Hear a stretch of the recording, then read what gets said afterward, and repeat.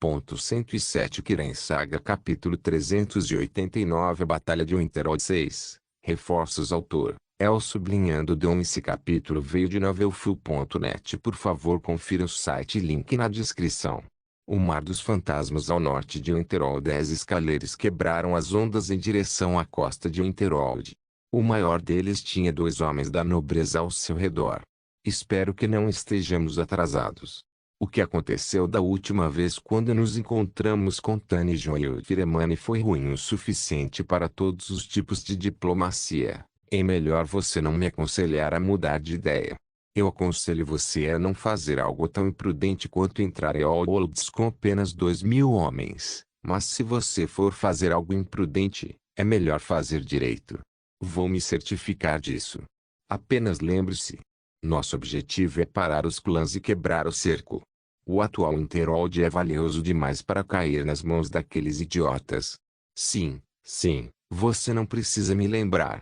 Basta pousar lá e parar a luta em nome de... Margem à frente. Um vigia no alto do ninho de corvo gritou. Finalmente, um pouco de terra. Esta névoa do mar ia me sufocar. Escute, não precisamos interferir muito. Tanijon está desaparecido, mas ele provou ser duro demais para ser contido por vampiros. O rapaz tem o destino e isso venceu. Não faça alguns vampiros impedi-lo de alcançá-lo. Eu fui muito tolo para deixar tudo chegar a isso. O caos está sobre nós e lugares como Winterhold seriam um porto seguro para as pessoas quando chegasse a hora. Sim. Vou garantir que todas as diplomacias sejam tratadas e o que quer que o Winterhold queira. O Winterhold consegue. As fronteiras de Winterhold, Eastmarch, Tipale, Nigat Village. Uma companhia de cavaleiros percorreu a estrada fria para o sul até o Monte Antor de Winterhold, tomando o caminho para a passagem Wynward. À frente estavam o comandante e um velho guia local. Velho, você tem certeza que pode nos guiar até aquele lugar? Sim, pare de se preocupar com isso. Você não pode chegar ao Winterhold pela estrada sul agora. O Forte Gustav está bloqueando o caminho e os bandidos estão por toda parte. Seus 2.000 cavaleiros precisarão de um desvio mais rápido e lá onde eu conheço um. Bom, o Winterhold espera então. Se conseguirmos romper o cerco antes que seja tarde demais, ganharemos sua amizade e confiança. Tanijon e o Firemani com certeza não esquecerá isso e manterá nossas relações amigáveis. Você com certeza fala muito sobre isso ao longo do caminho. Claro, Winterhold é uma fortaleza de grandeza e todas as pessoas que o governaram nas últimas centenas de anos estavam faltando. Um homem como Tanijon pode derrubar a escala de poder a qualquer momento que ele quisesse, mas ele escolheu permanecer neutro. Eu tenho fé nele e também tenho fé que Winterhold será um lugar seguro para os nórdicos quando chegar a hora. Você está pensando demais. Winterhold já é um lugar seguro com as pessoas nele. Você não tem ideia de com quem esses filhos da puta estão lidando. Oh, você fala como se soubesse de tudo, velho. Diga-me então, por que você se ofereceu para nos guiar até o Wynward Pass? Eu acabei de ouvir que há Tamur além daquelas colinas e eu queria matar alguns. Entendo. Não é de admirar que eles chamem você de... Out. Quem vai lá? Uma voz interrompeu a companhia de homens na estrada da montanha. Você é um guarda de espera? Perguntou o comandante. Você não é do bando dos Stormfist. Espere. Esses estandartes. Esses são. Capture aquele homem. Ele é da Aliança dos Clãs. O comandante falou com os homens atrás dele. Droga. Não se aproxime. Somos 2.000 guardando a passagem. O batedor da Aliança gritou. E assim disse o boato. O comandante respondeu. Mas declarar seu número sem interrogatório significa que seu número é muito menor. Algo deve ter acontecido e sua força foi puxada para a batalha. Estou certo? Merda. O batedor deu meia volta e correu. Como eu pensei, o povo do Forte Gustav não foi pressionado, o que significa que todas as forças estagnadas estão sendo puxadas para trás. O Winterhold deveria ter resistido. O comandante riu. Eu te disse. O guia respondeu com indiferença. Ótimo, velho. Temos alguns Talmor para matar e uma batalha para parar. Terra congelada de Winterhold, frente de Sartau. A parede falsa encheu aqueles que tentaram se abrigar atrás dela, matando mais de 1000 e ferindo muitos. Agora os atacantes estavam expostos a uma dúzia de novos perigos. Quase 5000 Dark-Trooper, Fireman e Moonblade guardas atacaram os sobreviventes sob o comando do Bloodhilda. A feroz loba era selvagem e um machado dinamarquês cortando os homens ao meio do elmo para baixo. Os destroços da primeira parede formaram um campo de batalha caótico no qual uma formação decente não pode ser formada. Os homens do machado e lanceiros de Winterhold invadiram aqueles sob os destroços, matando e decapitando. Nunca pensei que veria uma batalha tão caótica desde o Anel Vermelho. Ah! A sensação! Hilda sentiu o cheiro do ar sangrento. Continue me lembrando, seu troll. Te disse insatisfeito por ter perdido o dia do Rei Ring devido a uma lesão. Calma, esposa. Não há necessidade de ir direto ao ponto ainda. Os elfos não estão avançando. Jonrad impediu que Hilda se ingerisse na batalha. Tuerwolf Musiken, Musical Wardrums. Ah! Legal, Alina. Hilda chamou enquanto se empolgava com a sensação emocionante. Bondade. Depois que o muro caiu, os homens dos clãs foram empurrados para longe dos escombros e tentaram se reagrupar em uma formação defensiva. Claro, outros já começaram a fugir. Enquanto Hilda e os outros atacavam os atacantes, a situação mudou para o caos completo, mas certamente para o lado de Winterhold. Lanças e machados desceram sobre os homens dos clãs de todos os ângulos e cantos. Os Dark-Troopers acumularam muito estresse nos dias anteriores à batalha. Seus elmos Guillermundibu produzidos em massa e escudos negros fizeram uma imagem de horror aos olhos de seus inimigos enquanto formavam uma formação de lança e escudo nos flancos. A morte estava à espreita em todos os cantos e, apesar de não serem encurralados por nenhuma parede, os atacantes lutaram e se mantiveram firmes, apesar das pesadas perdas e do moral baixo. Reforços. Reforços chegaram. Enquanto um atacante gritava, outros podiam ver o número crescente de homens vindo da direção de Wanwar Pass. Estes eram os outros 5000 que estavam estacionados na outra direção de Winterhold. Eles vieram correndo como uma horda de animais famintos. Ah! Eles derrubaram o muro. Olha só, um dia glorioso, irmão. O arauto à frente chamou o soldado em retirada mais próximo. Foda-se. Você sabe merda, estamos morrendo aqui. A resposta repentina fez com que rugas aparecessem na testa do homem. O que? Nós ouvimos que você é vitorioso e precisava de reforços do seu lado. O arauto questionou.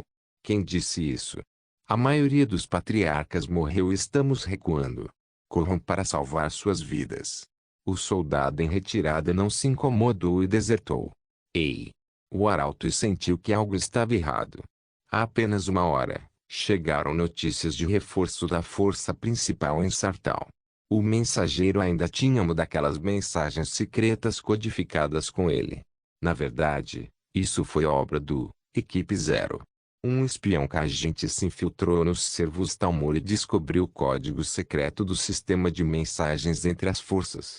Alina usou isso para reunir todos os soldados da aliança em um só lugar. O arauto queria se virar e informar a força que se aproximava com as notícias enquanto verificava a situação da batalha com seus próprios olhos. Mas uma esquisitice aconteceu. Loucura. Esse porão é loucura. O homem que estava desertando há um minuto voltou correndo para as outras direções. O arauto olhou para o que perseguia o homem e seus olhos quase saltaram das órbitas. Maldito mamute. Os reforços de Winterhold também chegaram. A equipe War Mammoth, liderada pelo Conselho de Primos e seguida por 2000 Dark-Troopers. 20 mamutes adultos são tudo o que foi necessário para formar esta unidade detectada apenas para destruir exércitos. Cada mamute tinha uma armadura leve como um cavalo catapract e carregava uma grande sela que pode levar até 20 homens levemente equipados com seus arcos e canos de flechas. Uma pequena fortaleza ambulante que pode absorver todos os tipos de ataques e destruir qualquer coisa em seu caminho com sua armadura encantada com resistência mágica. Caminhos abertos para os meninos. Haftor estava montando um mamute sozinho com 20 Asher em sua sela e fez uma curva fechada em direção ao flanco esquerdo dos reforços que se aproximavam. O Ofur e o resto fizeram a mesma coisa e colocaram toda a pressão nos reforços. O primeiro choque dos mamutes não foi visto devido ao terreno irregular e sua carga era imparável. Eles podem já ter carregado no flanco esquerdo, mas já foram muito fundo até obliterar o flanco direito. Damit. Você deveria ter me dito que nós temos isso. Hilda estava reivindicando algumas pobres almas sobre seu machado quando viu o ataque dos mamutes de longe. Sua frustração foi despejada em outras 20 a 30 pobres almas. Longe da batalha, Orgastonfist e os elfos ainda estavam calculando suas chances. Os elfos certamente iriam atacar, mas isso era muito caótico e eles podem se envolver em problemas indesejados. Mas aos olhos dos arquimagos, esta situação era apenas alguns míseros humanos pregando peças uns nos outros. Orga, no entanto, ficou pálida ao ver a força que se aproximava sendo pisoteada pelos mamutes. Não havia espaço para negociação com Alina como parecia. Uma vitória dessa escala foi avassaladora demais, pois o Interol não estava sofrendo nenhuma perda. Felizmente para o lado dela, ela não perdeu tantos homens e suas tropas estavam todas seguindo apenas suas ordens. Ei, linda! Quer uma caminhada? De repente do nada, uma voz chamou por Urga. Ela olhou para trás para ver um rosto familiar de cabelos prateados com feições bonitas e uma grande espada em seu ombro. Pelo amor de Shor, Bron! Como você pode estar aqui? Urga reconheceu Bron de Jeana. Os dois eram companheiros mercenários. Estou protegendo o chefe. O Interol realmente paga muito dinheiro, sabe? Você deveria ter vindo e trabalhado com o chefe Ijon. Ele paga melhor do que os bretões e os imperiais, estou lhe dizendo.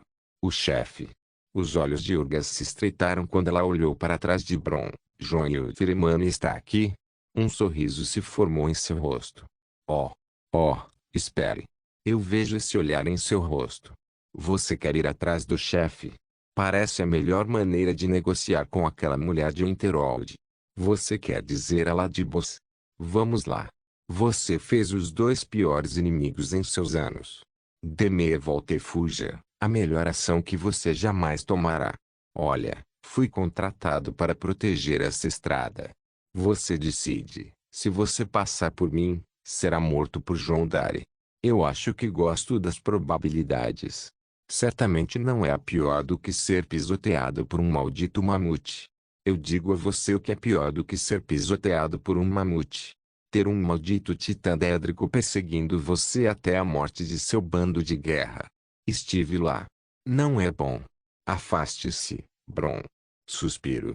Assim começa. Os dois mercenários pareciam ter um histórico de rivalidade entre eles.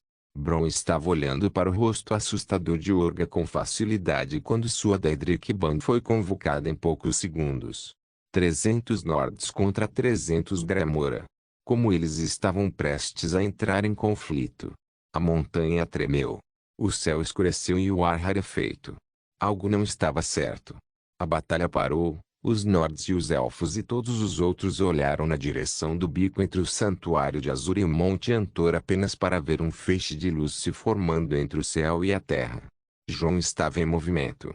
Kirin Saga capítulo 390 A Batalha de Winterhold 7. Tribulação etérea do caos ao caos. Foi assim que a Batalha de Winterhold acabou sendo. Havia muitas frentes agora.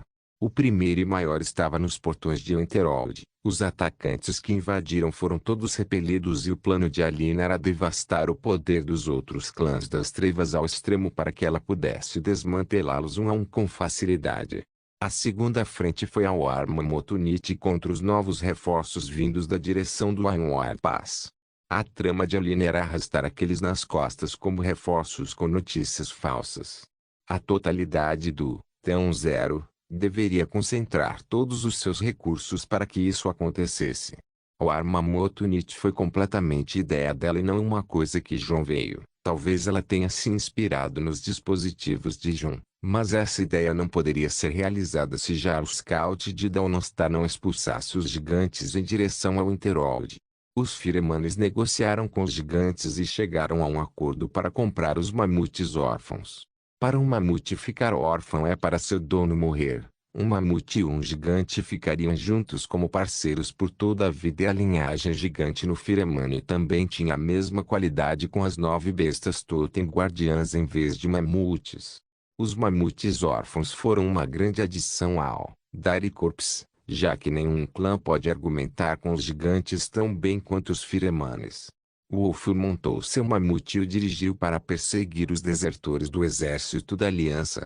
Os reforços da Aliança foram esmagados pela metade sob os pés dos mamutes e ficaram presos entre os defensores de Sartau e os que seguiam o Armamoto Nietzsche. Agora, tudo estava funcionando bem para o Interol enquanto flexionava todo o seu poder militar ao extremo. E agora para a terceira frente. Na costa norte de Unterold, um bando de 2.000 cavaleiros desembarcou na costa nevada com pressa carregando a bandeira vermelha do lobo, a tropa dos grandes reis e o primeiro exército de Skirin, o exército da solidão. O alto rei Toriga estava pessoalmente na vanguarda de sua força avançando diretamente para Sartau. À sua direita estava seu Ozecar Bolger Bearclau, seu Curuizard Wizard Sibilius Tentor, seu Tani Briling e seus Teoard Falkfire Beard. O passeio estava se movendo rapidamente para o leste, desejando ter um vislumbre de Winterol antes que fosse tarde demais. Away! Cavaleiros vindo na frente. Um dos batedores na frente pagou. Não me diga. Desertores de Winterold? Toriga estava pronto para algumas más notícias, mas isso parecia o pior. O batedor voltou o mais rápido que pôde. Parece problema. Eles são hostis. Essas palavras não estavam garantindo de que lado estava. Os soldados de qualquer exército derrotado se transformariam em monstros pilhando e atacando qualquer viajante em seu caminho em busca de provisões e saques para escapar ainda mais. Pronto para confronto. Toriga preparou seus homens para enfrentar alguma resistência na esperança de capturar um daqueles desertores e perguntar sobre o Winterold. Alguns segundos depois, os corredores apareceram no final da visão com uma nuvem de neve fina os perseguindo. A aparência sombria em seus rostos e seus gritos fizeram o coração dos homens de solitude afundar. Algo estava claramente errado. Aqueles que foram engolidos pela nuvem de neve fina emitiram gritos de morte lamentáveis acompanhados por fortes pisadas. Os cavalos ficaram inquietos à medida que se aproximava e os corredores nem incomodaram os homens de Solitude. Para sua surpresa, a nuvem de neve fina parou na frente deles e começou a se assentar. A poderosa aura que vinha dela certamente era algo antinatural. O que os homens viram primeiro foram grandes presas curvas com marcas assustadoras e armadas com grandes lâminas, cada uma depois um grande tronco de mamute e depois o corpo de um adulto. O mamute parecia estar de péssimo humor, mas manteve sua posição e gemeu para os cavaleiros. Claramente não os estava considerando amigáveis. Bem. Quem temos aqui? Se não é o próprio grande rei Toribe. Uma voz chamou o rei supremo das costas do mamute. A ideia era meio inimaginável, mas assim que as pessoas levantaram a cabeça, viram um homem grande sentado em cima da cabeça do mamute. Ele estava segurando uma grande lança de guerra e olhou para eles com olhos frios e assassinos. Este é o Ulfur de Winterold, a mão direita de Tani Joild. Falkfire Beard era bem informado com rostos. Saudações.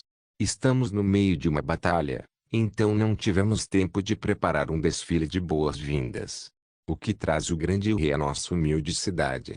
A linguagem de Ulfur provocou muitos homens do rei. Toriga não se importou com a hostilidade de Ulfur e respondeu. Estamos aqui para ajudar o Winterold. 2.000 cavaleiros estão comigo. O Ulfur assentiu. Jon disse que poderíamos ter alguns aliados inesperados, mas não pensei que Solitude fosse um deles. Por aqui. O Ulfur virou o mamute para um outro lado, mas suas palavras ecoaram profundamente na cabeça do rei. Jon disse. Espere. Você falou com Tani Joild? Ele está aqui? Toriga avançou imediatamente. Você vai ver em breve.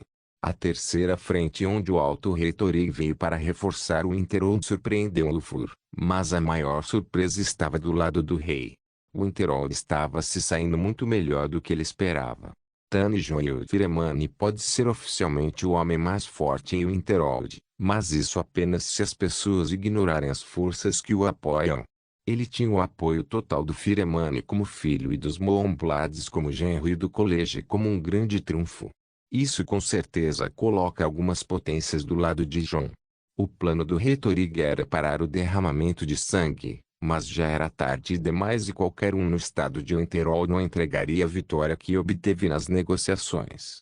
No momento, a melhor ação era acalmar o vigor de Winterhold e entender como eles poderiam repelir tal aliança. Afinal, o primeiro dever de um rei é equilibrar todas as forças para manter o navio flutuando. Ao sul de Kintorig, a quarta frente era muito mais ativa e sangrenta. Outros reforços inesperados de outros 2.000 cavaleiros vieram por todo o caminho a Anwar perseguindo os reforços da aliança. Então desviaram sua direção e se encontraram cara a cara com as forças de Talmor que não se moveram de seu lugar. Esses cavaleiros eram todos Nordic Riders carregando a bandeira azul do urso sob a liderança de ninguém menos que o líder mais carismático de Skirin, Jarl Ulfric Stormcloak. Mande aqueles elfos para o esquecimento. Skirin é para os nórdicos. Sovngarde. Aproveitando o terreno elevado para fortalecer sua carga, os Nordriders desceram sobre os elfos do nada. Nords. Mátios. Humanos mundos. Sua espécie será erradicada. Era preciso entregá-lo aos guerreiros Igelvendi Summerset. Todos e cada um deles era um combatente feroz com muitos anos de experiência. Ao contrário dos humanos que tinham quantidade, os elfos superiores tinham qualidade. Eles lidaram com a situação imediatamente. Escudos, espadas e feitiços eram o que os elfos geralmente lutavam com, tudo em armadura élfica de placa leve, dando-lhes a vantagem sobre todos os tipos de campos de batalha. Os elfos valorizavam sua vida e sempre buscavam a imortalidade. Suas vidas eram o que importava acima de tudo. Então quando os nórdicos usavam armaduras acolchoadas e armaduras reforçadas com um pouco a ver com placas, os elfos estavam sempre totalmente equipados. A carga de choque de Ulfric Stormcloak foi absorvida imediatamente. Ainda assim, se houvesse alguém que pudesse lidar com os elfos em todas as situações, esse homem não deveria ser outro senão Ulfric Stormcloak. Fusruda. Jarl Ulfric gritou os elfos em seu caminho fazendo um grande buraco em sua força e empurrando a carga para frente mais uma vez atingindo outro clímax. Havia um velho guia em armadura barata logo atrás de Ulfric. Este homem tinha uma lâmina katana ao seu lado e manteve os olhos estreitados enquanto verificava a força Talmor. Uma vez que seus olhos pousaram em um juiz de manto, ele pulou de seu cavalo e se moveu a uma velocidade inimaginável para sua idade, atingindo o lado do juiz em um segundo, decapitando-o imediatamente. Cães élficos. Eles sempre morrem rápido. O cavalo de Ulfric parou ao lado do homem e Ulfric olhou para ele sorrindo ironicamente. Eles morrem rápido porque você os mata assim. Parece que a idade não alcançou seu toque, Futem, o destemido. Bah! Deixe-me com meu rapaz assassino e eu deixarei você com o seu. Você não tinha algum ressentimento para resolver? Futem xingou Ulfric e se moveu como um fantasma mais uma vez. Sim. Ulfric disse enquanto olhava profundamente no acampamento Talmor. Havia 11 auras excepcionalmente poderosas por trás da força, mas em uma certa tenda, havia duas. Uma delas era muito familiar para Ulfric. Elwyn. Roube aqui. Ulfric chamou Elwyn com forte ressentimento. Não muito tempo depois, uma bela e alta elfa madura apareceu de uma tenda com um sorriso levemente zombeteiro em seu rosto dourado arrogante. Oh, se não é querido Ulfric. O que posso fazer por você, velho amigo? Corte a porcaria de mulher e pegue sua espada ou machado ou o que quer que você use. Ulfric saltou de seu cavalo e jogou sua lança para baixo e puxou seu machado Requivarde. O rosto de Elwyn era sempre tão passivo e calmo. Já está com saudades? Não faz muito tempo desde que nos encontramos da última vez, se bem me lembro. Ainda assim, como você está? Cala a boca, mulher. Meu Deus, ainda é o garoto que conheci há tantos anos. Não consegue me esquecer ainda? O Frick e Elaine caminharam um para o outro e as duas forças abriram um lugar para seus líderes duelarem. Rikvard de o Frick encontrou o Ven Exquisite Blade de Elaine em um forte confronto que empurrou Elaine para longe. O Frick respirou fundo e ajustou suas investidas para uma aura de Fudging e Frost zumbindo ao seu redor. Uma forte onda de choque de poder fez o soldado normal tropeçar em torno dele. Elaine não liberou uma aura ou algo assim. Sua mágica dentro de seu filho começou a queimar e ela lançou, em poder, em si mesma. Os altos elfos sempre menosprezaram a arte do espírito de batalha, dizendo que é uma magia alienígena vinda de sua pátria trazida pelo boato Akaviri. Eles nunca praticaram nenhuma aura. O duelo entre Elaine e o Frick foi rápido e limpo. Os dois pareciam bem cientes do conjunto de habilidades do outro e se opunham aos contra-ataques. O Frick acenou com seu machado em rodadas tentando distrair Elaine, que manteve uma distância segura e olhou nos olhos de Ulfric. Enquanto ele sorria e acenava com o machado pela direita, suas mãos puxavam uma espada pela esquerda. Elaine apenas saiu do alcance, mas a aura de Ulfric a perseguiu como se as lâminas tivessem auras próprias. Ela, no entanto, apenas lançou um ar para bloqueá-lo de forma limpa. O pé de Ulfric foi cavado na neve com um chute. A neve macia voou para cima em direção ao rosto de Elaine. Suas expressões pareciam naturais, mas Ulfric podia detectar seu aborrecimento e urgência. Enquanto eu mantiver vocês cães longe de Sartau, não há perigo na cidade como parecia. Não se superestime, minha querida. Não precisamos marchar em Winterhold de jeito nenhum. Oh, sério? Você está aqui caçando aqueles mamutes ou algo assim? E você parece tão surpreso quanto nós. O Interol não tem poder real para falar além de sua avançada tecnologia mágica. Diante de 10 Archizards, você acha que isso significará alguma coisa? 10. Vamos, querido. Você sabe o que fazer. Deixe os nórdicos se matarem e o resto será nosso. Não é nisso que vocês são bons? O Frick parecia irritado com o fato. 10 Archizards do Dominion foi algo que ele falhou em prever. Agora há algum problema real. Se for ele sozinho, ele pode enfrentar um Archizard sozinho, que é Elaine. Calculando quantos mestres em Winterhold, apenas alguns podem parar o resto dos 9. HM. Parece que a batalha no portão de Sartau está quase no fim também. Olhe para aqueles nórdicos montando mamutes como selvagens que são. Eles já pensaram que essas criaturas mesquinhas iriam parar o poder do arcano. Quando Elaine disse isso, as 9 auras atrás dela começaram a se mover. Todos eles subiram no ar como imortais. A carranca de Ulfric ficou mais feia. Ele não achava que o Tamor puxaria uma força tão grande. Isso pode ser dito como 10% da força de combate Tamor reunida em um só lugar, se alguém ignorar todo o Aldmer e Dominion. Elaine, então isso não chega a lugar nenhum de novo? Exatamente. Você não vai se vingar, então supere isso. Mas como um gesto de benevolência, não vamos tocar no gelo de Astmarch. Ela voou no ar com os outros Archizards. Ulfric estava chateado ao máximo. Tamanha arrogância diante dele era algo que ele esperava de sua velha inimiga Elaine, mas que sempre terminasse assim. Quantas vezes ele a encontrou nos braços e acabou sendo humilhado ou supostamente poupado por sua benevolência élfica. Ele sabia o que eles queriam e sabia que eles o conheciam muito bem. Eles podem ser realmente criados como o homem que ele é hoje. Ainda assim, ele nunca pode evitar. Sua arrogância lhe disse uma coisa e que, quando chegasse a hora, ele esmagaria todas as conspirações e planos que os elfos colocassem em seu caminho, não importa o que. No entanto, sempre termina assim. Ele nunca os encurralou ou parou como uma ameaça. Eles sempre o deixam em seus dispositivos sempre e provocam mais seu orgulho. Maldito! O Frick xingou enquanto pegava uma lança do chão e pretendia derrubar aqueles elfos arrogantes que voavam olhando para ele. Mas foi então que tudo no mundo parou. Não pela força, mas por sua vontade. O céu escureceu, o ar rarefeito. O próprio Mundus estava com raiva. O que está acontecendo? Estava na mente de todos. Não apenas na frente de Ulfric, pois ele e os Archizards of Titalmor estavam prestes a se envolver em outro conflito sangrento. Foi na terceira frente onde Ilúfur estava liderando o grande rei Thorig em direção a Sartal. Foi na segunda frente onde os Firemanes perseguiram os soldados da Aliança no Mamute. Foi na primeira frente onde Alina e os outros empurraram os atacantes para trás. Alina olhou para o sul e seus olhos se arregalaram quando um grande feixe de luz se formou entre o céu e a terra.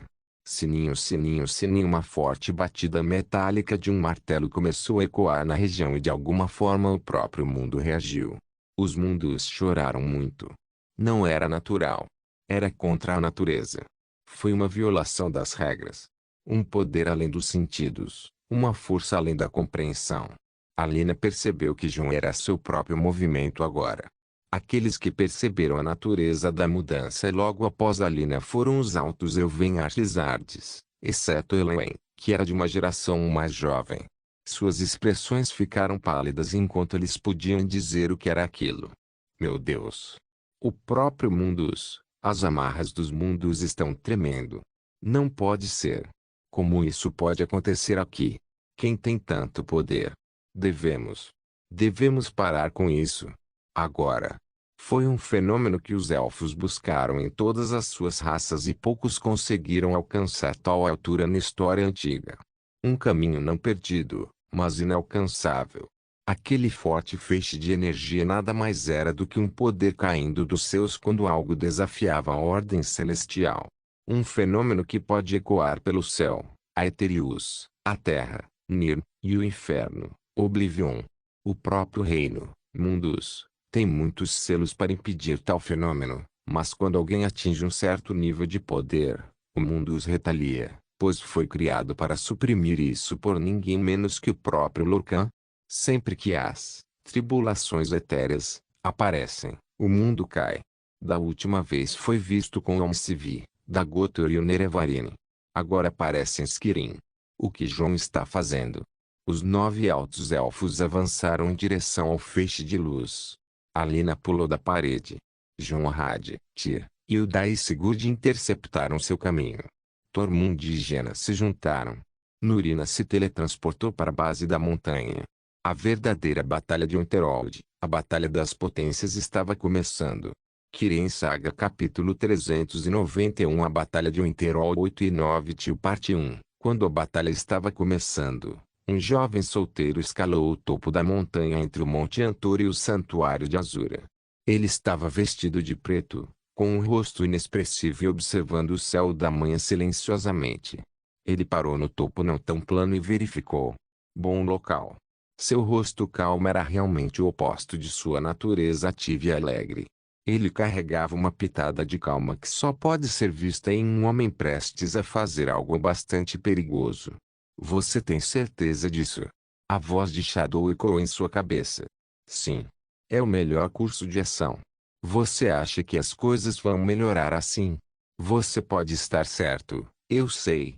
Mas você se abrirá para novos perigos e ameaças que eu realmente não quero que você passe. Não se preocupe, eu tenho preparativos.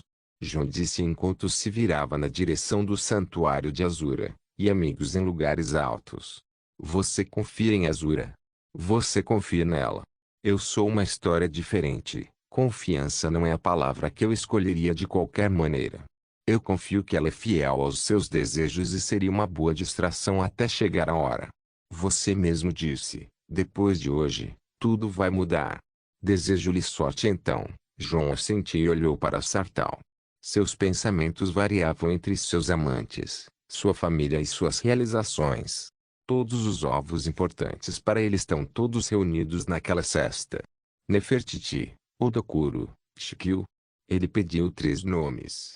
O primeiro apareceu em seu ombro como um gato preto, o segundo era um grande bone samurai e o terceiro era um ser gigantesco com a aparência de um ancião maligno extremamente negro ou melhor, um titã daédrico. Oman. Mestre. Mortal. Jon não se virou para nenhum dos 3 e falou depois de um longo suspiro. Shikil, encaixando no seu novo corpo. Sim, mortal. Me sinto muito melhor em comparação com a última vez. Aprendi a manter esse corpo voando agora. Patético. Nefertiti o xingou. TSK. Shikio, que se tornou um titã daédrico, olhou para ela. Ela só falou o que penso. João disse. Oh. O Daedric Titã começou a encolher em um humor sombrio. Ouça muito bem. Eu quero que você desça lá e se mantenha escondido entre as montanhas. Seu trabalho é proteger o comandante das forças de Unterold, minha mulher Alina. Considere feito, mortal. Shikio levantou-se com seu corpo Daedric Titã e começou a caminhar pelo caminho. Use suas asas, idiota. João gritou. Oh sim. Shikio ficou parado por um tempo antes de descobrir como usar suas asas novamente. Você tem certeza sobre aquele idiota, Oman? Perguntou Nefertiti. Apesar do fato de que aquele na roda é um idiota, ele tem o corpo de um titã daédrico. Assim como dar um bebê o corpo de um adulto musculoso. Espere que ele esmague as coisas muito bem. Além disso, ele levará um tempo enquanto descobrir a si mesmo depois de passar por essa experiência. Renascer não é nada fácil. Claro, Oman deve saber melhor. Chega de perder tempo, vamos ao que interessa. João tirou 2 itens do cubo. Eles eram Elderstaff, orgulho, e ganância. Ele usou orgulho para tornar a atmosfera no pico um pouco nebulosa e entregou a Nefertiti e também deu a ela o cubo. Ele então reformulou ganância em uma bigorna e fez ira fixá-la no chão. Nós 5, ganância, ira, orgulho, Nefertiti e eu estamos todos conectados com a alma. Nefertiti e eu por uma conexão mística, então eu a vejo como igual enquanto os pecados são o que eu encantei com partes de minha alma viva, então eu os vejo como minha extensão. O processo a seguir causará uma grande mudança para nós 5, mas será temporário. Mesmo que eu não precise do consentimento de todos vocês. Quero nossa vontade para se tornarem mais fortes como partes de mim e extensões da minha vontade. João fez um discurso cerimonial apenas para colocar seu coração e mente nisso, mas os outros começaram a expressar suas opiniões. Os olhos de Urat começaram a brilhar em vermelho cada vez mais, transmitindo seu estado de espírito inflamado por um rugido caloroso. Orgulho brilhou em brilho dourado, expressando sua natureza elevada e poderosa. Ganância estremeceu e balançou, pronto para tomar tudo que João lhe dará. Contanto que a mudança não toque no meu buço real. Nefertiti mudou para sua forma infantil e disse isso. Isso é garantia. João riu. Então olhou para Nefertiti e falou, vamos nos acertar com isso. Ela manipulou cubo e tirou um item que era Uragaude. João colocou o único Imer Gauntlet à sua direita. Os próximos itens foram Sunder e Kening, que foram para a mão direita e esquerda. João olhou para os 3 artefatos que eram algumas das melhores coisas já feitas pela raça perdida dos anões. Com um movimento rápido, João golpeou com Sunder em Grid, com um som metálico alto ecoou pelo local. Droga! João exclamou, parece que ganância, adora, orgulho, aumente o poder do feitiço de névoa ao nosso redor e não deixe nenhum som sair. O Eldstaff fez o que João queria e fez a área completamente coberta de névoa e impediu que todos os sons vazassem. Nefertiti, quando eu der o sinal, comece a passar essas coisas para mim. Ok, quando você estiver pronto. João fechou os olhos e acalmou seu estado de espírito por um segundo. Então abriu os olhos novamente e acenou com a cabeça. Agora. Assim que ele disse isso, Nefertiti pegou um item e colocou na bigorna da ganância. Sem mais espera, João feriu com Sunder naquele item. Uma nuvem de energia vermelha transbordou nos arredores e começou a fazer anomalias acontecerem no espaço, como rachaduras de raios vermelhos se formando do nada e formas estranhas e vontades na nuvem vermelha lutando umas com as outras, e até mesmo vozes foram ouvidas através da nuvem vermelha. O item que Nefertiti tirou foi uma Earth Stone, uma daquelas que podem ser extraídas de Solstheim. As pedras do coração são pedaços da montanha vermelha que carregam algum poder residual do coração de Lorkhan, o artefato de grau mundial que formou a montanha vermelha ao seu redor. As pedras do coração são apenas um pouco de terra manchada com o poder do coração de Lorkhan. João sabia disso de fato e ele nunca poderia quebrar essas pedras do coração para cultivá-las diretamente. Agora, com o poder de Sunder, uma quantidade específica de energia entrou na pedra, prendendo a energia e expulsando a energia do coração. João mudou de Sunder para Kening, e passou a lâmina por aquela nuvem vermelha fazendo com que ela reagisse à lâmina da adaga. A nuvem de energia foi esfolada por Kening. Arg. João gemeu ao sentir algo doce saindo de sua garganta. A energia da pedra do coração passou por Kening para Uraiguad, que absorveu o efeito selvagem da energia e deixou o fluxo de energia puro nos canais de João. João não aguentou mais e caiu de joelhos com os dentes cerrados, prestes a quebrar de dor. Nefertiti quase entrou em pânico, mas olhou para o Dokuro e com sua vontade apoiou João enquanto ela pegava uma barra de madeira e enfiava entre os dentes de João. Você não pode parar agora, Oma. Se você parar, tudo estará perdido. Quando ela disse isso, algum sentido voltou para João e ele lutou para se manter de pé. Ele olhou para ela com o rosto pálido. Seu corpo estava queimando por fora e congelando por dentro. Sua alma estava em um estado muito ativo, pois recebia uma grande e violenta quantidade daquela energia alienígena que vinha de uma só vez. Ele sentiu que estava sendo dilacerado por uma mão invisível, mas não conseguiu dizer uma palavra. Afinal, tudo isso foi ideia dele. Ele tinha um plano e deve cumpri-lo até o fim ou tudo será realmente desperdiçado. O que ele está fazendo agora não é algum tipo de cultivo, embora siga o mesmo princípio. Era algo muito mais diferente e muito mais violento. Nefertiti tirou outra pedra do coração e João olhou para ela com amargura. Ele relutantemente golpeou com Sunder, mas uma vez esfolou a energia com Kening. Desta vez, todo o seu braço ficou dormente e ele mal conseguia movê-lo. Com a terceira pedra do coração, João não suportou suas próprias roupas. Ele estava vestido com roupas grossas de inverno com um grande cinto blindado.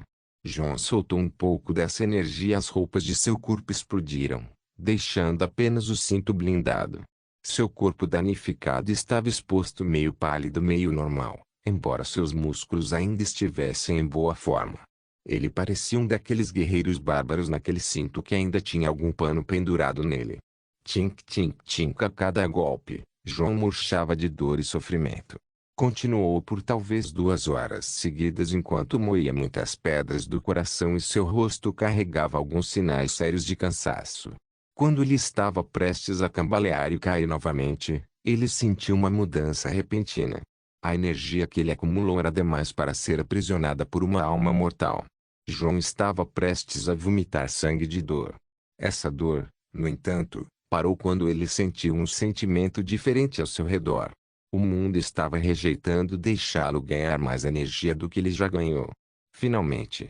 Era o que ele almejava o tempo todo, o ponto de violação das regras do mundo. Mais um passo à frente significava apenas que o mundo iria retaliar com certeza, não importa se João era um daqueles mortais exemplares chamados de heróis ou não. João finalmente conseguiu abrir um sorriso largo enquanto acenava, Sunder, para a última pedra do coração colocada à sua frente. Tink foi então. A energia que João acumulou era demais e muito selvagem. Os mundos tinham muitos vínculos para impedir que tal evento acontecesse, pois é assim que Lorcan e Magnus o projetaram. O céu escureceu. O ar rarefeito. O vento parou. As nuvens acima do topo da montanha formaram um círculo semelhante a um tufão e através dele, um feixe de pura energia selvagem desceu em direção a João e seus fragmentos de alma habitando Nefertiti, ganância, orgulho e ira. O feixe de energia veio através do mundo sem tocar em nada com dano, mas essa não era a situação em relação a João e seus fragmentos de alma. O feixe era muito forte e desceu sobre os 5 com a intenção de impedi-los de atingir o poder além do permitido. João observou a luz brilhante cair e cerrou os dentes. Ele então levantou a mão direita que tinha, Uraiguad, e encontrou o feixe de luz descendente com punho. Quebrar. João não podia deixar um único fio de sua energia mágica sair quando seu corpo e o feixe de luz se chocaram. Ele não pode abrir mão desse poder, pois já chegou até aqui. Todo o peso da viga empurrou João para baixo sobre o joelho esquerdo, mas seu braço ainda estava subindo. Sunder e Kening também caíram no chão. Por outro lado, Nefertiti e os 3 pecados também estavam sendo suprimidos pela luz.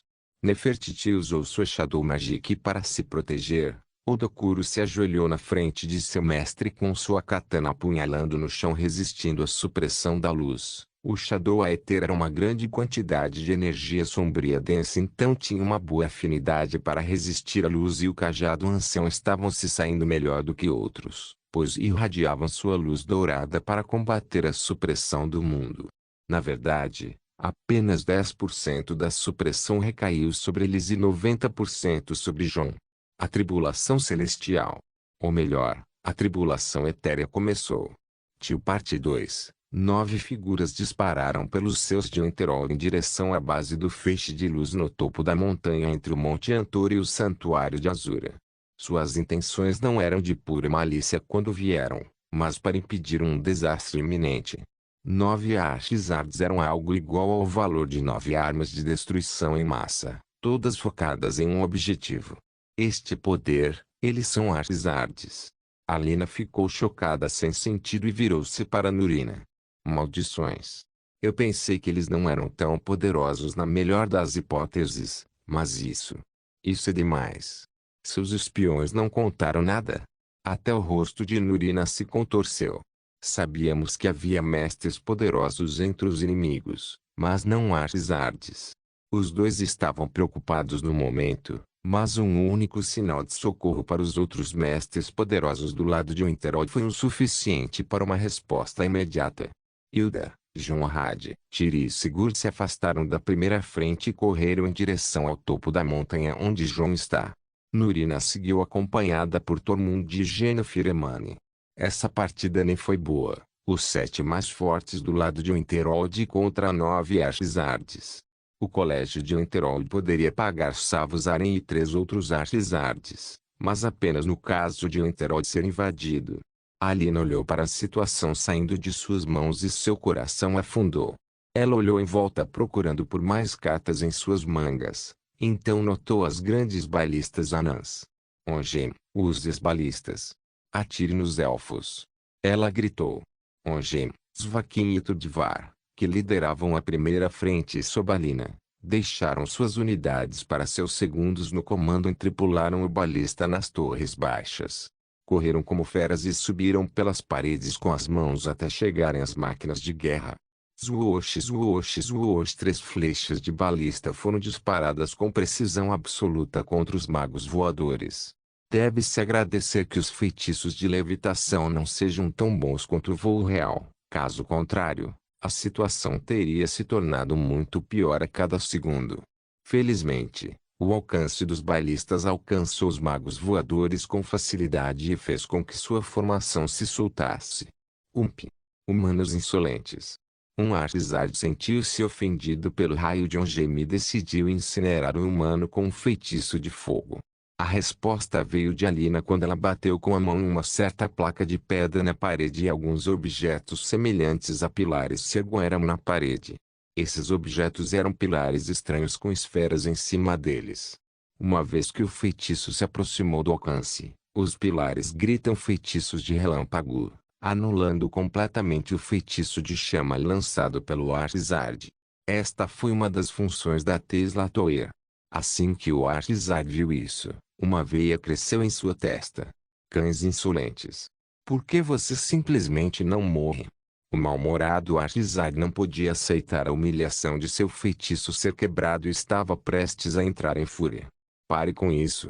Olhe, eles nos alcançaram. Um de seus colegas o puxou.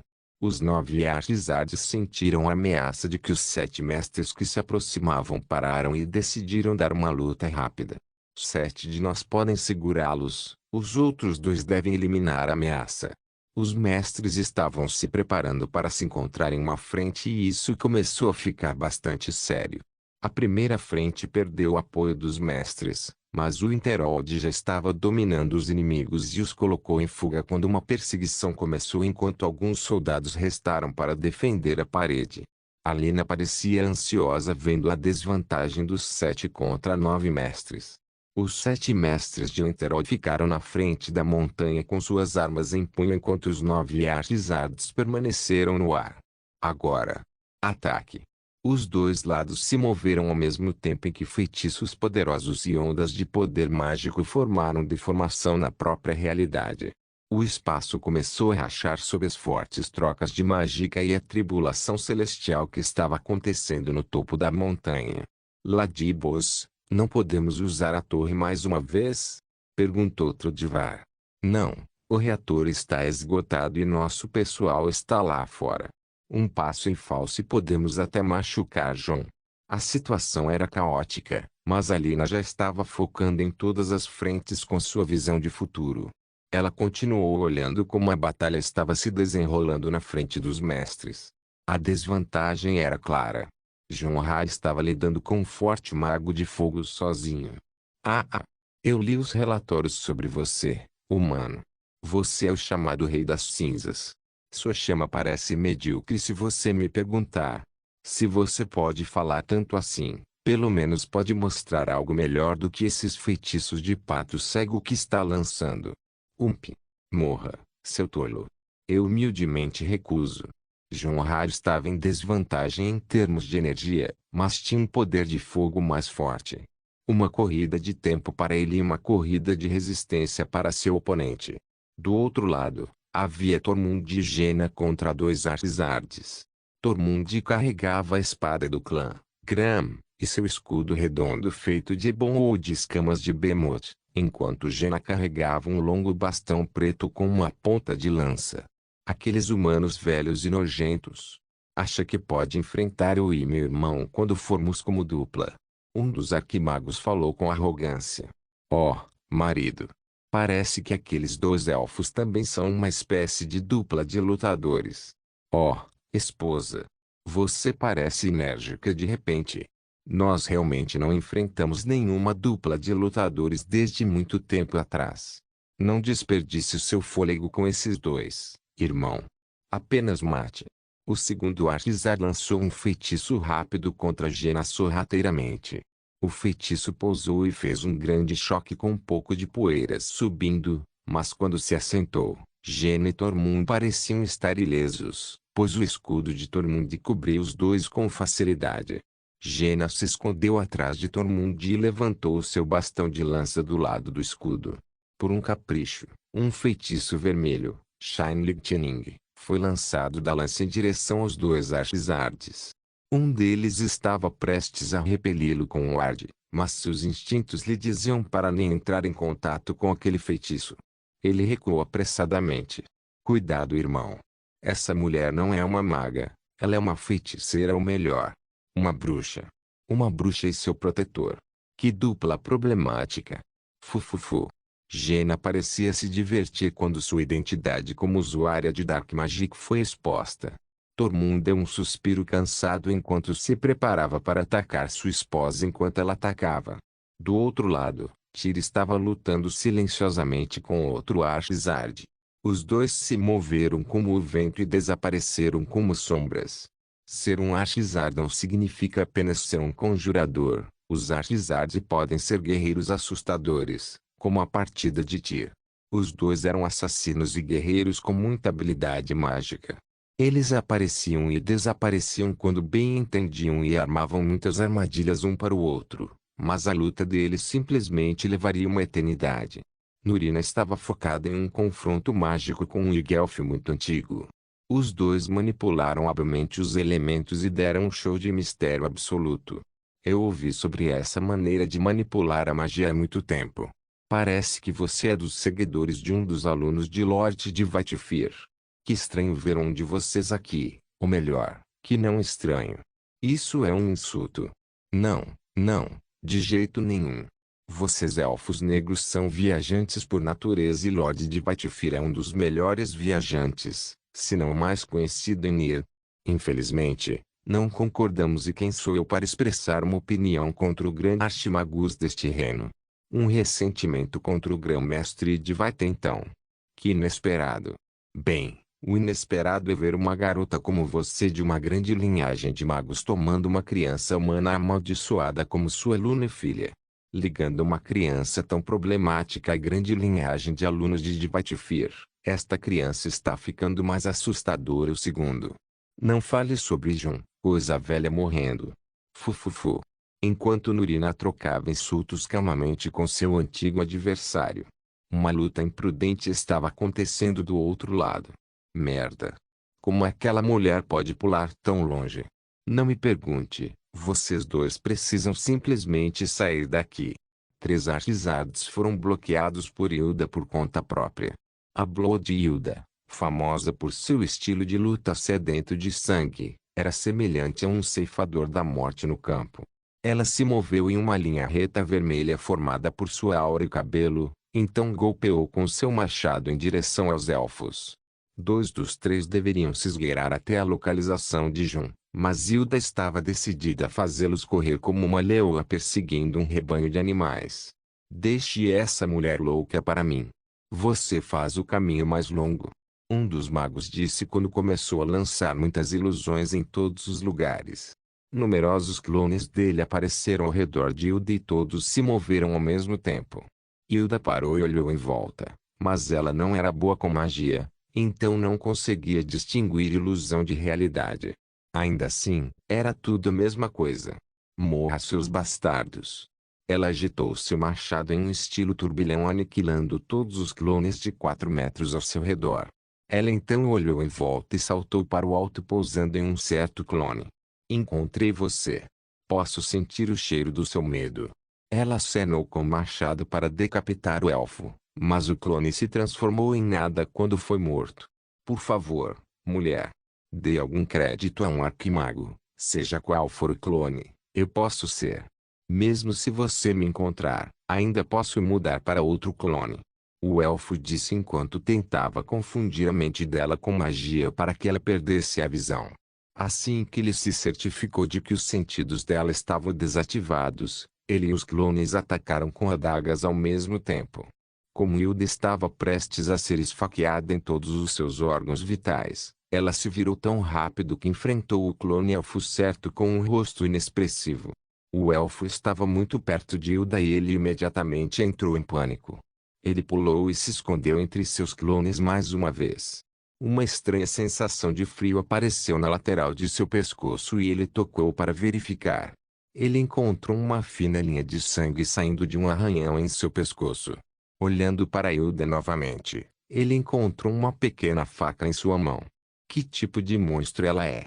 Ele estava tão perto da morte a ponto de sentir uma estranha emoção de perigo invadindo seus pensamentos.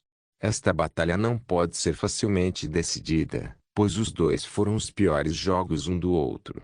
Sigurd Wombblad estava parado silenciosamente enfrentando outro Artisard. Os dois não moveram um passo ou não pronunciaram uma palavra enquanto continuavam olhando um para outro. Os dois pareciam muito exaustos. Esta não foi uma batalha normal, pois parecia que os dois estavam lutando mentalmente. Quando magos e guerreiros atingem um certo nível de experiência, eles podem invadir completamente os pensamentos de seus oponentes e intrometer-se em seus movimentos. Os dois estavam assim, travando uma batalha que não pode ser visto acontecer, uma luta sem fim de táticas conflitantes. Os 7 lutadores de cada lado colocam tudo de si em um duelo de vida ou morte, empurrando e puxando os limites de seus estilos de luta para lidar com oponentes excelentes ou mal combinados. No meio da luta, 2 dos 9 Artisards conseguiram fugir das forças de interceptação. Não podemos perder tempo. Assim que nos livrarmos da ameaça, devemos voltar e aniquilar esses oponentes. Vamos nos apressar então. Eles estavam avançando em direção ao pico onde João era o mais rápido que podiam, mas sem que eles soubessem, outro oponente estava se aproximando. Ah! 2 lâminas brilhantes caíram do céu em direção aos 2 Artisards, Solender e Bloodseat, caíram para reivindicar vidas, mas os Artisards se esquivaram com facilidade. E agora? Um deles falou irritantemente. Ao lado, uma criatura voadora se aproximava e em suas costas, uma garota de longos cabelos negros e olhos vermelhos de raiva. Seu rosto longo e bonito congelou o ar nos pulmões por um segundo, mas os velhos artisardes não eram facilmente influenciados. É aquela garota humana, prepare o feitiço de proteção. Na frente de Alina, que lançou um artisarde no chão apenas com seu olhar zangado, o resto não pode mais ser descuidado. 2 feitiços de proteção, tela de água, se formaram na frente dos magos para bloquear qualquer outro olhar de Alina. Loctur, manobra. Alina disse enquanto pegava uma besta de ação de alavanca com setas anti-magia. Menina má. Malandro. Os 2 elfos não gostariam de entrar em contato com aqueles raios. Eles eram fortes, mas os encantamentos anti-magia levariam muito mágica para serem dissipados. Alina disparou alguns raios enquanto Loctur circulava em torno dos artisardes que continuavam se esquivando. Pegue aquele grifo. Precisamos capturar uma raça tão rara e aquela garota também. Os 2 artisardes nem foram pressionados por alguém com o nível de Alina. Suas ações eram apenas brincadeira de criança para eles. Um deles lançou telequinesis e forçou Loctur a descer com cuidado, enquanto o outro tentou lançar paralise em Alina no ar. Pouco provável. Alina abandonou Loctur e pulou sozinha puxando suas espadas para trás com telequinesis. Sem demora. Sua técnica de conjuração interna começou a funcionar no feitiço. Frost Steps. Pingentes de gelo apareceram no ar quando ela pisou neles, desviando de qualquer feitiço hostil por conta própria. Droga, ela tem habilidade. O artisar masculino admirou os movimentos de Alina. Apenas atire nela antes que ela use aqueles olhos amaldiçoados. A arquimago xingou enquanto começava a amarrar Loctur. Alina se aproximou do mago com pressa colocando a força de sua Frost Aura em seus braços e agitando suas espadas horizontalmente. O artisar masculino simplesmente acenou com a mão esquerda e desviou a energia de suas 2 lâminas sobre ela, fazendo com que as espadas se soltassem de suas mãos e esticou a outra mão para segurá-la de sua cabeça. Seja uma boa menina e venha agora. Quando um sorriso nojento apareceu em seu rosto, Alina já estava planejando com antecedência. Seu pé estava bem perto do artisarde e de alguma forma conseguiu imprimir um feitiço rúnico sob os pés do elfo. Ele notou, mas já era tarde demais. O feitiço não era nada sofisticado. Para esconder a letalidade da runa, Alina usou um feitiço de teletransporte simples que trocou de lugar entre ela e o artisar masculino. Espere. Ele tentou olhar para trás apressadamente, mas Alina estava conduzindo seu chute nos gemidos do homem. Os malucos do arquimago ainda são malucos, bastardo. Usar uma linguagem vulgar não era algo que Alina faria, mas a situação exigia isso. Quando ela conseguiu derrubar o artisar masculino, ela foi atacada por uma artisar furiosa que pulou sobre ela e tentou matá-la com as mãos nuas. Sua vadia. Como você ousa fazer isso com meu marido? Alina estava lutando sob a força misteriosa do corpo de um artisarde. Ela mal segurava os pulsos da mulher e estremecia suas palavras. Desculpe. As bolas dele estavam moles. João tem bolas maiores. Sua cadela humana maluca. Essas eram as bolas do meu marido. Eu vou fazer você usá-los em volta do seu pescoço decepado. As mulheres enfurecidas transformaram a luta de uma batalha em uma briga de gatos. O artisar masculino nas costas segurou suas bolas com os olhos marejados. Pare de falar sobre minhas bolas. Segura. A esposa do artisarde gritou com o marido enquanto empurrava Alina em direção a ele e tirava um longo Aldimeri saber. Ela estava prestes a acenar para Alina, mas Loctur se livrou de suas amarras e voou em direção à mulher com um guincho furioso. Esposa, cuidado. O artisar masculino puxou sua esposa para longe do caminho de Loctur e estava prestes a amarrar o grifo, mas algumas mudanças aconteceram rápido demais. Uma sombra gigantesca apareceu no céu e desceu muito rápido em direção a Alina e Arquimaga. Todos no campo de batalha notaram a grande criatura que apareceu da montanha. Não. O mortal disse para não deixar ninguém tocar em você. Estou ferrado. E você, venha o que? Não tendo certeza do que viram, Uma estranha criatura de aparência demoníaca maior do que qualquer gigante com grandes asas de morcego e grande cabeça dracônica maligna desceu sobre Alina. Ele olhou para a Arquizard feminina e sua cabeça desceu sobre ela em um segundo.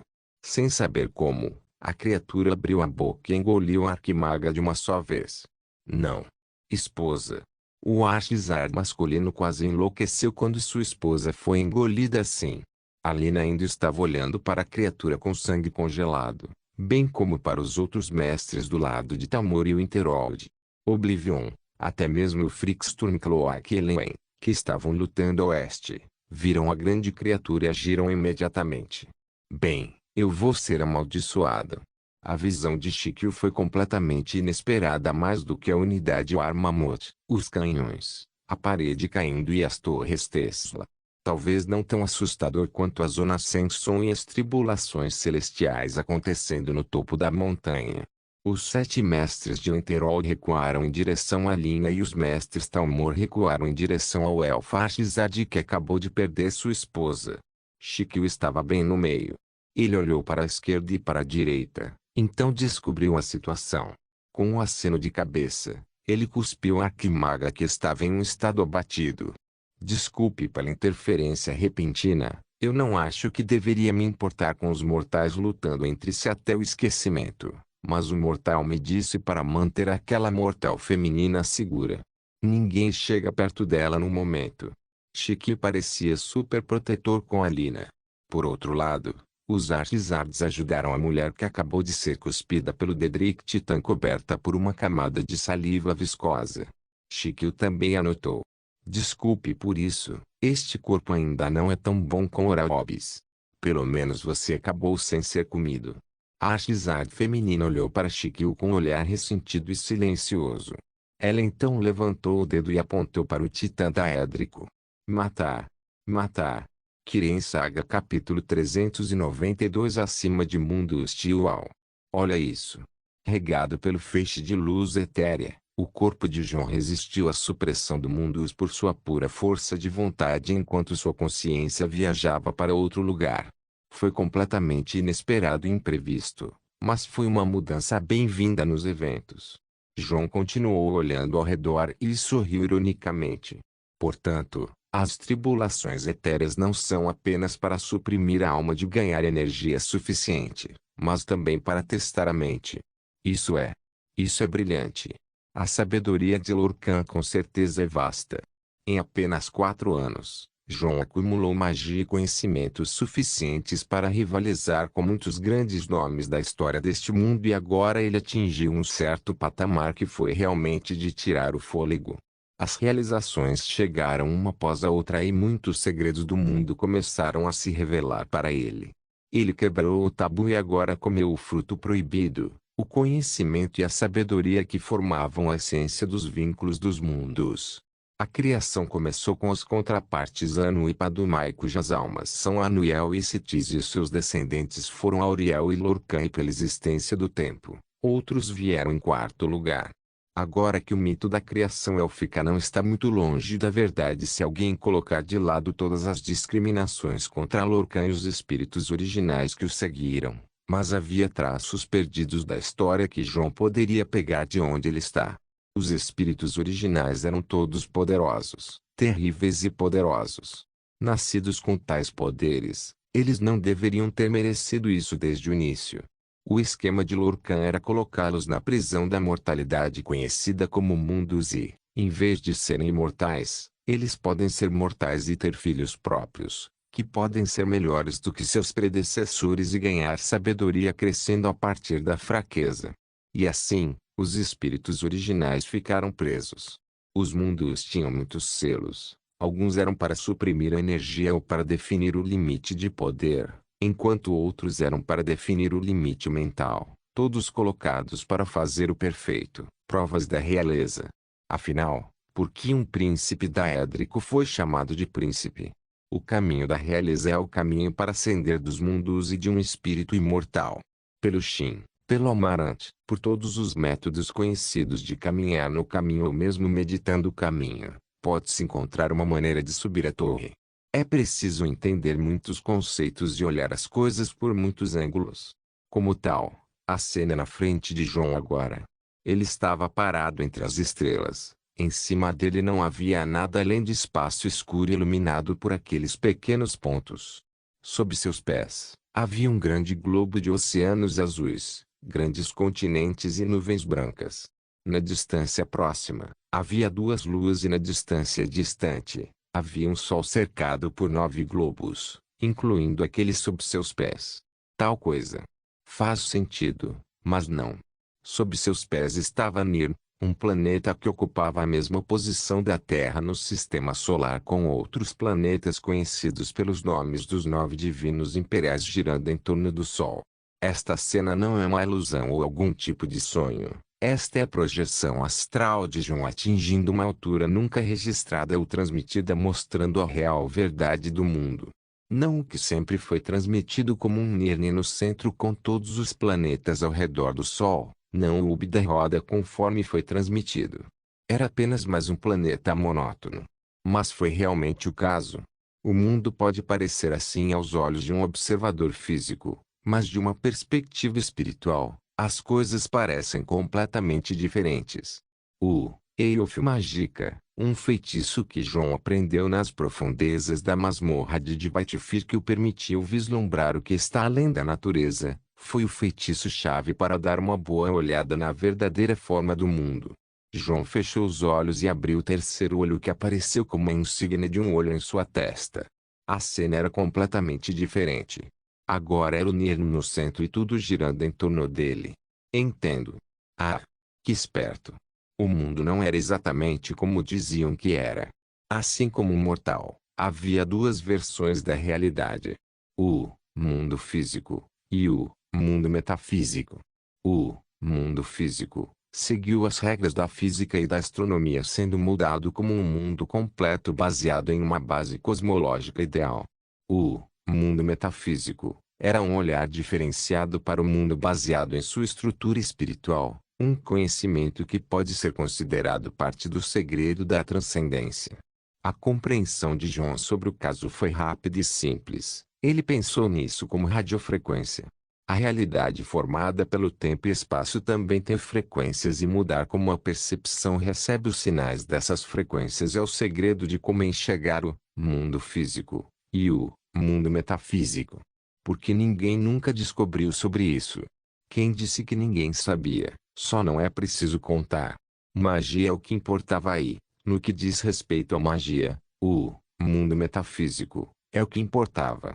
Agora, para quebrar as regras do mundus, é preciso ser forte o suficiente para fazê-lo e resistir à repressão do mundo. Mas esse é apenas o primeiro passo. Quando Lorcan criou o mundus, ele colocou limites e provações para aqueles que querem voltar ao plano imortal e agora foi o Mintriel. Acima de Nirn e ao redor dela, as outras planícies do mundo metafísico apareceram claramente. Um mundo de planícies de flores, um mundo de miríades de rios e montanhas, um mundo de superfície de bronze e assim por diante.